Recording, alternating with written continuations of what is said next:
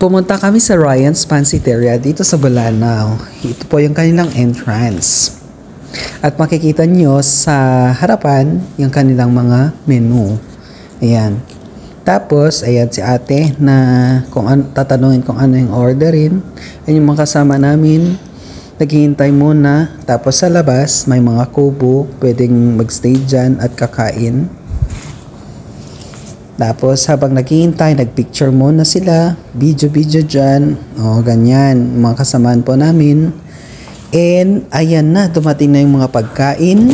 Mga iba't ibang klase ng pansit. Ayan, yung masabaw na pansit. Yung batil patong at kanilang mga toppings. Ayan, ang sarap-sarap ng pagkain. Ayan, kumain na sila. Ayan, may mga itlog pa. O, ayan. Eat. O, eat kayo ha. Magpakabusog. Ayan, pakabusog muna. Busog-busog. Ayan, ganyan din sa labas. Pwede rin kumain dyan at saka mas malamig din dyan.